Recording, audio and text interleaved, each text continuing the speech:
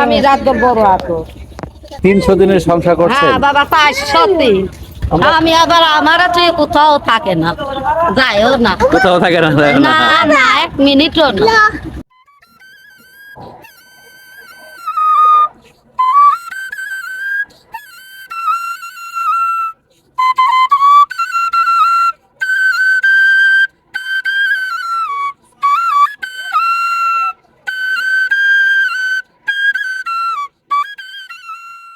শিশির ভেজা এক সকালে পূর্ব আকাশে সবেমাত্র সূর্য উঁকি দিয়েছে।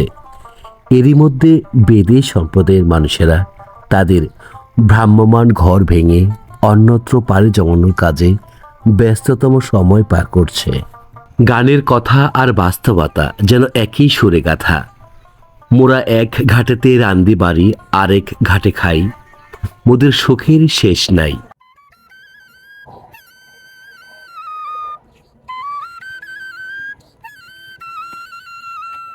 বিন্দু পরিমাণ অসন্তুষ্টি নেই, তারা নিজেদেরকে সর্বাবস্থায় সুখী মনে করে থাকে। বেদে সম্প্রদায়ের মানুষেরা শতকষ্টে থাকা সত্ত্বেও জীবন নিয়ে তাদের কোনো অভিযোগ নেই। এরকম 8 লক্ষ মানুষ রয়েছে যারা যুগের পর যুগ ধরে এভাবেই বসবাস করে আসছে।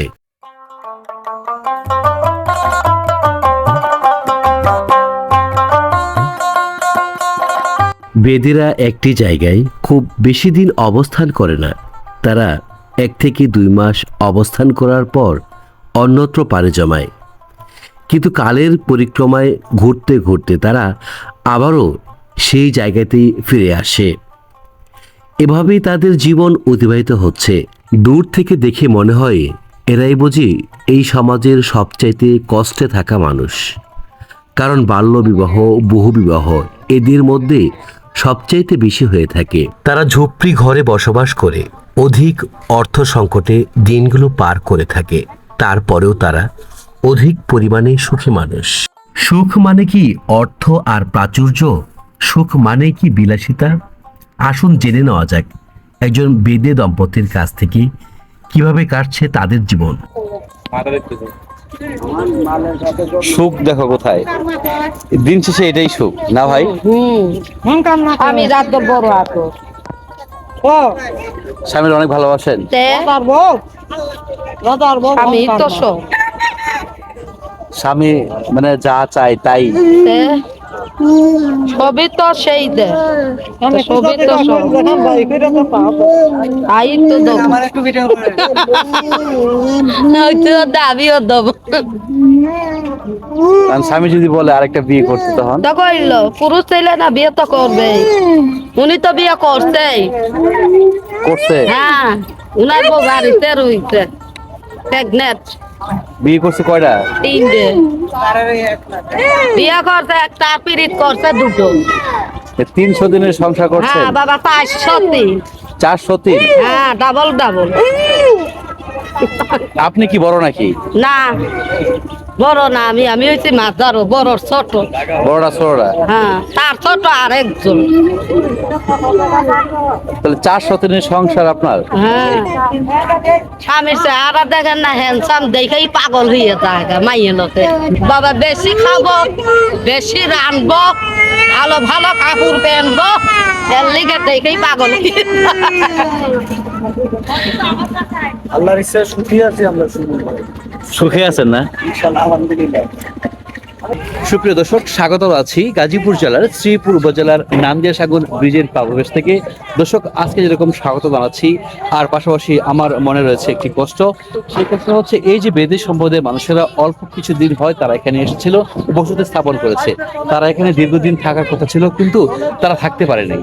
এলাকার আশেপাশের যে অঞ্চলগুলো রয়েছে, এই সকল অঞ্চলের যে হিজলা সম্প্রদায় আছে, তারা তাদেরকে প্রতিনিয়ত উত্তপ্ত করে।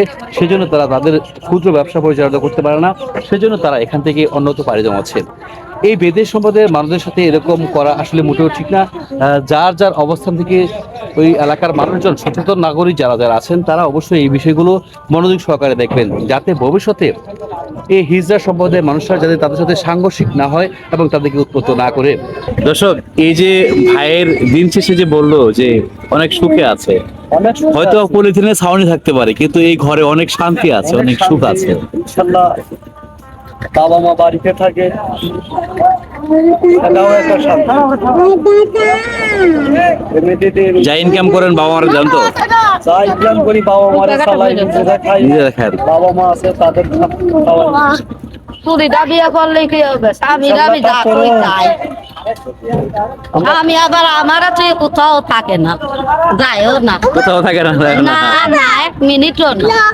খালি কি রাষ্ট্রকে করবে এটুকুই। এইটুকুই না ডিউটি। তাছাড়া সবসময় আপনার কাছে। হ্যাঁ, 24 ঘন্টা আমার পাশে বসে থাকে, রাঁধতে বাড়ে খায়। মিরান্দি না, আপনি যদি মাছ কাটছেন দেখছি আমি। রাঁধতে না বলো, ভাই। মাছ যে কাটছেন, কেটে দিচ্ছেন দেখছি আমি। এটা তো এক- এই না, আমি তো এমনি আচ্ছা আপা, একটা প্রশ্ন করি। মানুষের হায়াত মৌতের কথা বলা যায় না, ইনকেস মানে বহরে থাকা অবস্থায় মানুষ মারা গেলে তখন কি করেন আপনারা? জানাজা করে মাটি হয়, আমরা ইসলাম ধর্ম। কোথায় মাটি দেন? আমরা যেখানে থাকি সেখানে যদি কয় বরস্থান পাই বলে মাটি দেই, আর না হলে আমাদের দেশের বাড়িতে নিয়ে যাই ক্লাস। পয়সা আছে, তারা বাড়িতে নিয়ে যায়। নেওয়ার মতো লোক নাই, তাহলে একটা গোরস্থান মাটি দিয়ে চলে যায়। কিন্তু যারা একটু টাকা আলা, তারা লাশ বাড়িতে নিয়ে যায়। একটা গাছ করে আমাদের জাতির একটা মহিলা মারা গেল, এই ওরা ধরে হ্যাঁ। তারা বাড়ি নিয়ে যাওয়া হয়েছে, বাড়ি নিয়ে তারা মাটি জাতিকে মাটি হয় দেশেই হয় ভাই। আপনাদের কি আলাদা গুরুস্থান আছে? নাম গো বাড়ির কাছে কয় বরস্থান মসজিদ মাদ্রাসা। গোরস্থান দিছে, বড় গোরস্থান আছে, মসজিদ আছে, মসজিদ মাদ্রাসা গোরস্থান বাজারের সাথে সবকিছু মাদ্রাসা আছে। আপনার তো জান নাই যে গেলে আমাদের- দেখবেন না, কবি বলে ঠিকই। আমাদের বেদে সমাজে বিরাট কয় বরস্থান পাকা করা। অথবা মেয়েরা আছে যারা ছোট, ওগুলো কিছু আছে মাদ্রাসায় ভর্তি লিয়াই তো করা, রে কিছু স্কুল আছে, স্কুলে পড়াইতেছে। বাড়ির কাছে স্কুল। অনেক সতর্ক হয়েছে আগের চাইতে, আমাদের লোক অনেক সতর্ক হয়েছে। তাহলে বিষয়টা হচ্ছে, যদি ইনকেস বহরে থাকা অবস্থায় কেউ মারা যায়, তাহলে যদি যার সামর্থ্য আছে সে দেশে নিয়ে যায়, আর যার সামর্থ্য নাই যেখানে সেখানে মারা যাবে সেখানে কোনো না কোনো হ্যাঁ, জায়গায় মাটি। তাকে দাফন করা হবে। দেখিল এই এরা লিজা, এরা লিজা টলারের মধ্যে আপনাদের বহরে কখনো এরকম হয়েছে যে মারা গেছে পরে ওইখানেই দাফন করছেন? না না ভাই, আমরা কখনো হয় নাই? মুরব্বীরা দেশে আল্লাহর ইচ্ছে, মানে মুরব্বীদেরকে সবসময় দেশে দেখে আসেন বেশিরভাগ। বাবা মা মৃত্যুও সব দেশেই হয়তো, চাচারা- আমাদের মুরব্বী যারা বয়স্ক তাকে আনি না। তারা বাড়িতেই রয়েছে, সব দেশের ইনশাআল্লাহ। বাড়িতে। হাত মৌত হয়েছে আল্লাহর হাত। আল্লাহর হাত। আল্লাহ কি সময় কার উনাদের আইনা মানে আমাদের এই এলাকায় হচ্ছে একটা বাচ্চা পানিতে পড়ে মারা গিয়েছিল, সেটা বহুত বছর আগে। তার জানাজা এখানে হয়েছে এবং দাফনও হয়েছিল। ওই যে গাছটা দেখা যাচ্ছে পাশে হচ্ছে ওটার কবর দেওয়া হয়েছে আর কি। হয়তো তার নেওয়ার সামর্থ্য নাই, না, হ্যাঁ হ্যাঁ, তখন এইখানে দেওয়া হয়েছে। এখানে দেশে আর লোক মারা গেলে যে তো রাখবে, তার বাচ্চা সেটাই তো সে আজাদ। জায়গা মাটি। হ্যাঁ,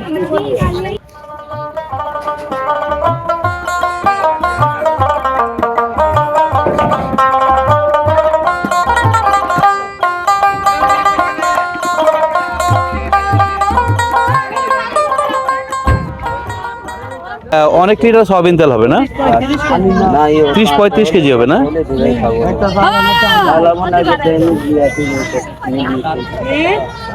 দর্শক, এক এক করে তাদের সকল কিছু এক জায়গায় জড়ো করা হচ্ছে। তারা কিছুক্ষণের মাঝেই এখান থেকে রওনা করবে তাদের পরবর্তী গন্তব্যের উদ্দেশ্যে। বেদেরা বাংলাদেশের একটি ইন্দো আর্য যাযাবর জনগোষ্ঠী। এই ভূমিহীন মানুষেরা দলবদ্ধভাবে নৌকাতে বসবাস করত। বর্তমানে বেদে সম্প্রদায়ের মানুষেরা ডাঙাতে বসবাস করে থাকে। এই সম্প্রদায়ের মানুষেরা বাংলাদেশের বিভিন্ন প্রান্তে ঘুরে বেড়ায়। তাদের ভাষায় এই ঘুরে বেড়ানোকে বলা হয় গাওয়াল। তারা বছরের নির্দিষ্ট সময়গুলোতে গাওয়ালের উদ্দেশ্যে দেশের এক প্রান্ত থেকে অপর প্রান্তে ঘুরে বেড়ায়।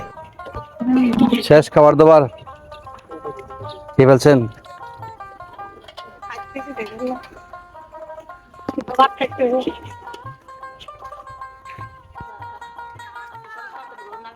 না না না না, না নিলে কষ্ট পাবো, না নিলে কষ্ট পাবো, আমি জানি এটা দিব। না না না নেন না, বোন বোন কোনো কষ্ট দেবো না। এই সম্প্রদায়ের মানুষ সহজ সরল আর খুবই আপ্যায়নপ্রিয় হয়ে থাকে। শত কষ্টে থাকা সত্ত্বেও তাদের মুখে যেন হাসির কমতি নেই। তারা গাওয়ালের উদ্দেশ্যে এসেছিল গাজীপুর জেলার শ্রীপুর উপজেলার নান্দিয়াসাঙ্গন গ্রামে।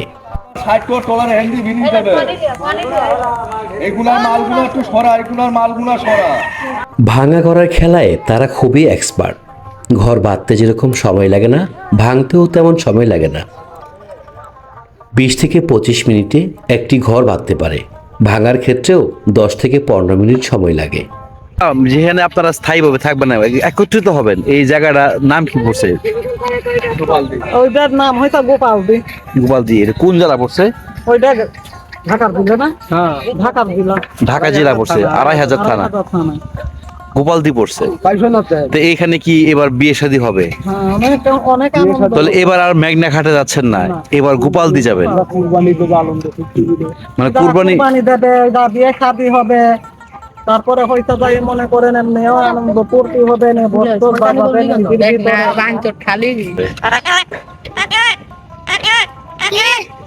যে কোনো প্রাণীকেই সহজেই পোষ মানাতে খুবই দক্ষ হয়ে থাকে এই সম্প্রদায়ের মানুষেরা। মিটু, মিটু, এই মিটু, ভাত খাচ্ছ? কি শাক আলু ভাজি? আসসালামু আলাইকুম, কেমন আছো? চলে যাচ্ছ? আচ্ছা, চলে যাবা?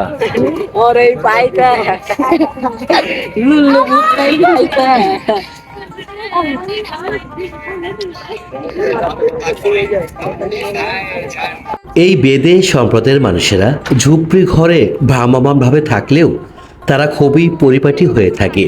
তাদের সকল কাজে রয়েছে স্বচ্ছতা এবং গোছানো আর পরিষ্কার পরিচ্ছন্নতায় ভরপুর।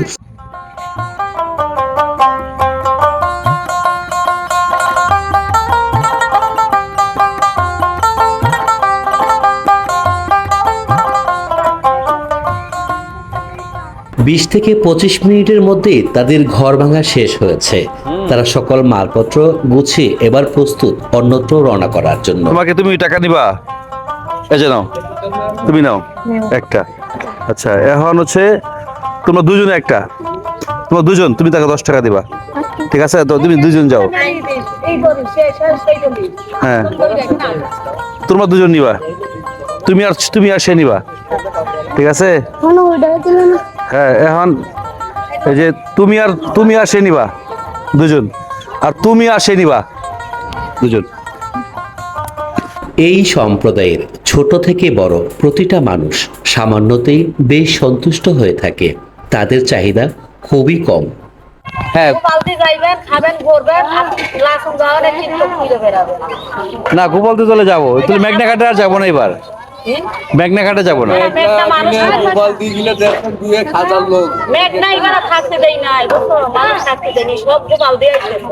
গোপালদি আসতেছে। এবছর কোরবানি ঈদের আগ মুহূর্তে ভিডিওটি ধারণ করেছিলাম। তারা গোপালদিতে একত্র হয়ে ঈদ উদযাপন করবে। আমিও গিয়েছিলাম গোপালদিতে, কিন্তু গোপালদি যাওয়ার ভিডিওটি দিয়েছি আপনাদেরকে আগে, আর এই ভিডিওটি দিয়েছি পরে, সেজন্য আপনাদের কাছে ক্ষমা প্রার্থী। এবার সব গুছানো কমপ্লিট নাকি একবারে?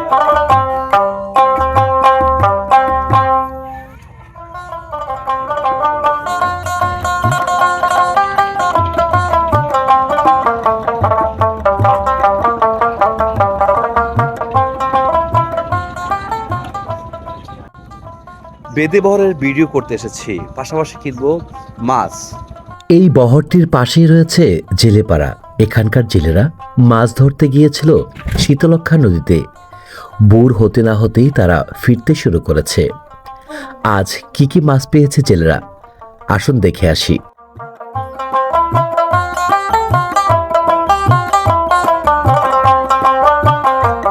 দাদা, আচ্ছা কি কি মাছ পাইলা? কি কি মাছ পাইলা?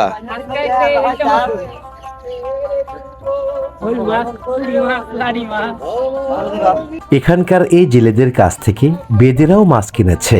মাছ কি বন্টন করছেন? জেলেদের কাছ থেকে ক্রয় করা মাছগুলো তিনজনে সমান ভাগে ভাগ করে নিচ্ছে।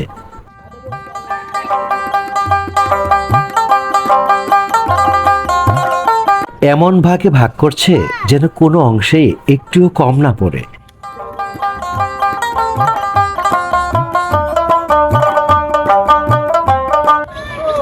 দর্শক এক এক করে তারা হচ্ছে এই যে ট্রলার দেখছেন, এই ট্রলারে করেই হচ্ছে তারা তাদের পরবর্তী গন্তব্যে যাবে। এই যে তাদের মালামাল এখানে রাখা হয়েছে, প্রত্যেকেই মালামাল ওঠানোর কাজে ব্যস্ত সময় পার করছে। ছোট থেকে নিয়ে বড় পর্যন্ত সবাই হচ্ছে এই ট্রলারে মালামাল ওঠানোর কাজে ব্যস্ত সময় পার করছে। একটি বড় ট্রলার নিয়েছে। এই ট্রলার ভাড়াটা কত হয়েছে? 5,000 টাকা না?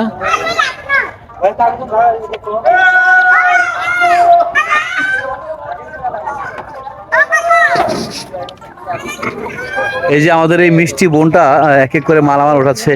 বোন, তাহলে এই জায়গায় এখন থাকলেন, এখানে এই জায়গার জন্য মায়া লাগবে না? মানুষের জন্য লাগে।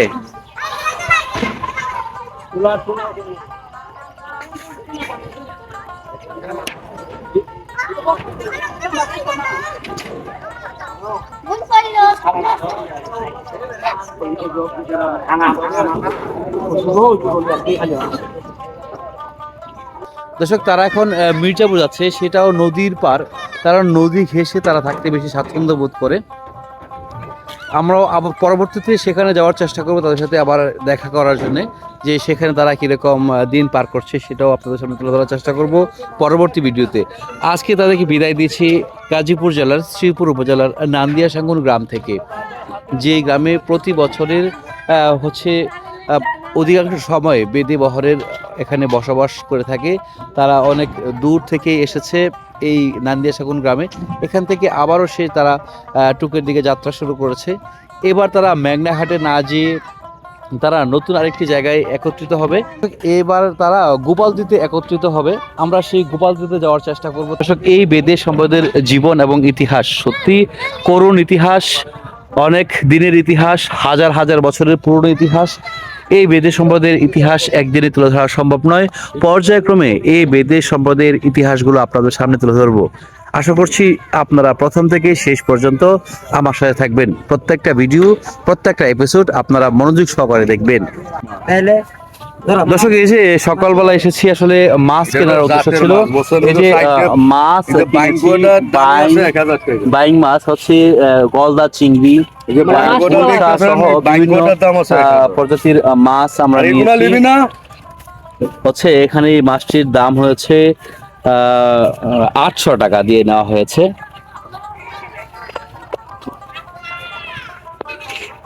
এই আমি আসলে মূলত তাদের কাছে মাছ কেনার এবং আমাকে দেওয়ার মূল কারণ হচ্ছে আমি এই এলাকায় কর্মরত আছি। আমি নান্দিয়া সাঙ্গন কমিউনিটি ক্লিনিক কর্মরত আছি। আমার সাথে এসেছে আজকে মামুন, তার সাথে আমার খুব ভালো সম্পর্ক অনেকদিন আগে থেকেই। তো মামুন, এই মাছটিতে কিনলা, কেমন লাগলো? মানে খুশি তো? ভালো অনুমতি দিল, জেতা মাছ লাফাইতেছে, নদীর মাছ, তারপরেও খুবই সুন্দর, খুবই ভালো। মানে দিন শেষে আসলে এই যে আমরা যে যাই কিনলাম, এতে হচ্ছে যে সন্তুষ্ট আমরা যে অল্প কটা মাছ কিনতে পারছি। কিচ্ছু জানাবে লোহার মতো শক্ত না, শক্ত তাই থাক। আমার যদি দেওয়া হতাম 200 টাকা দেন, 200 বেশি দিলাম না, এদের আলো খালি বাঞ্চের খুঁজছো মাছ, ময়ূরে টানে লেগে গেছে গা। হ্যাঁ, হই ঝুরি খাল লাগবো, হই খাই তো না, এটা তো খাল লাগবো ঝুরি। দর্শক, এই যে মাছ মরে গেছে, এই জন্য হচ্ছে মরা দামে নিলাম মাছটি 200 টাকা দিয়ে। মাছটি 200 টাকা দিয়ে নিয়েছি। কেমন হয়েছে আমাকে কমেন্ট বক্সে জানাবেন। চলে যাচ্ছ? হ্যাঁ, চলে যাচ্ছ বাবা? চলে যাচ্ছ? আবারও দেখা হবে বাবা, না? আবার দেখা হবে না? আবার তো আসবে না? আবার আসলে দেখা হবে।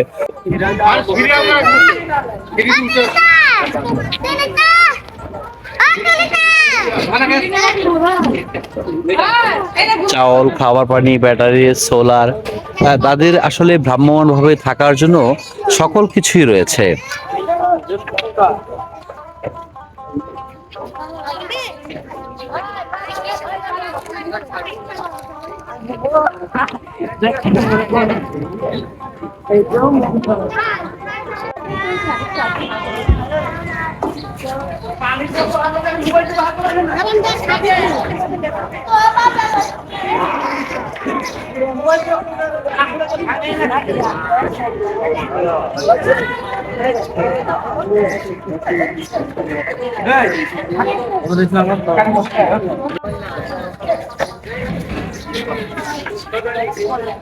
দাদা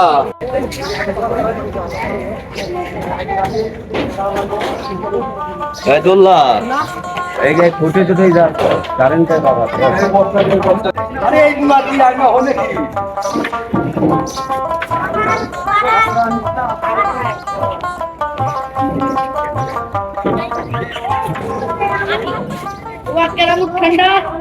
আমার এই বোনটা কই, ওর কাছে বিদায় নেওয়া হয় নাই, আপাতত যাই। দাম দেখে দেখে থাকেন। এইটা কি আপনি মুরগি পালেন এখানে? ডিম বসাইছি। ডিম বসাইছেন, মানে বহরে থাকা অবস্থায় মুরগি পালতেছেন, এটা তো খুব ভালো একটা মানে হচ্ছে বিষয়। সবসময় পালি, সবসময় পারেন না? মুরগি পালতে, হাঁস মুরগি পালতে। তো বোন হচ্ছে এবার ঈদে যেখানে থাকবেন সেখানে যাওয়ার ইচ্ছা আছে। যাইয়েন গোপালদি। হ্যাঁ, গোপালদি যাবো এবার ইনশাল্লাহ। বোন তুলে যাই, আপনি এই যে গোপালদি দেখা হবে এবার ইনশাল্লাহ। এই বোন, আপনার নামটা জানেন কি? তৃষ্ণা। তৃষ্ণা। দর্শক, এই যে তৃষ্ণার ভিডিও আপনারা গত পর্বে দেখেছেন, আজও হচ্ছে এই তৃষ্ণাকে দেখতে পাচ্ছেন। তৃষ্ণার কাছে বিদায় নিলাম আমরা। এই তৃষ্ণা যেখানে এবার ঈদ করবে সেখানে আমরা যাব। সবাই পান খাওয়া নিয়ে ব্যস্ত। সর্দানি আসি চলে ব্যান ধরে গেলাম, আল্লাহ হাফেজ। সুপ্রিয় দর্শক, এই যে তারা এখান থেকে আবার অন্য পাড়ি ধরেছে, তারা আসলে তাদের জীবনটা প্রতিনিয়ত এভাবেই পার করে থাকে। তারা এক স্থানে খুব বেশি দিন অতিবাহিত করে না, তারা অল্প কিছুদিন থাকে, এরপরে আবার নতুন কোনো স্থানে পাড়ি জমায়, সেখানে তারা কিছুদিন অবস্থান করবে এবং তাদের যে ক্ষুদ্র ব্যবসা আছে সেই ব্যবসা পরিচালনা করবে। আপনারা এই বেদে বহরের কয়েকটি পর্ব দেখেছেন, জানি না কোন পর্বটি আপনাদের ভালো লেগেছে। যেই পর্বটি আপনাদের ভালো লাগে আমাকে জানাবেন, এবং তাদের কোন বিষয়গুলো আপনারা জানতে চান সেই বিষয়টা আমাকে কমেন্টের মাধ্যমে জানাবেন। আমি চেষ্টা করবো আপনাদের কাছে সেই বিষয়গুলো তুলে ধরতে। দর্শক, এই বেদের সম্প্রদায়ের মানুষদের জীবন যুদ্ধের কথা বলে শেষ করা যাবে না। তারা প্রতিনিয়ত জীবনের সাথে সংগ্রাম করে টিকে আছে। তারা তাদের নিজ বাসস্থান, নিজ জন্মভূমি ছেড়ে তারা এই যে দেশের এক প্রান্ত থেকে অপর প্রান্তে ঘুরে বেড়ায়। আসলে এই ঘুরে বেড়ানোটা কখনোই সুখের হতে পারে না, সুখ শান্তির হতে পারে না। কারণ যদি নির্দিষ্ট একটা জায়গায় থাকতে পারতো সেটাই আসলে প্রকৃত সুখ ছিল। তারা শুধুমাত্র কর্মের তাগিদে, অর্থের প্রয়োজনে তারা দেশের এক প্রান্ত থেকে অপর প্রান্তে ঘুরে বেড়ায়। যদি তাদের নির্দিষ্ট কোনো কর্ম থাকতো তাহলে তারা এভাবে ঘুরে বেড়াতো না। দর্শক, আজকে এই ভিডিওটি দেশ এবং দেশের বাইরে থেকে যে যেখান থেকে দেখছেন সকলকে অসংখ্য অসংখ্য ধন্যবাদ জানাচ্ছি, এবং এই বেদের সম্পদের মানুষদের জীবন ইতিহাস আপনাদের সাথে তুলে ধরছি। সেটা দেখে আপনাদের কেমন লাগছে সেটা অবশ্যই কমেন্টে জানাবেন। আর এই বেদের সম্পদের মানুষদের শিক্ষা স্বাস্থ্যের আলো আনতে যার যার অবস্থান থেকে এগিয়ে আসবেন, সেই প্রত্যাশা আপনাদের সকলের প্রতি। দর্শক, তাহলে আজকের মতো আর কথা বাড়াচ্ছি না, আমি শামসুল সুমন আজকের মতো এখান থেকে বিদায় নিচ্ছি। সকলে ভালো থাকবেন, সুস্থ থাকবেন, আল্লাহ হাফেজ।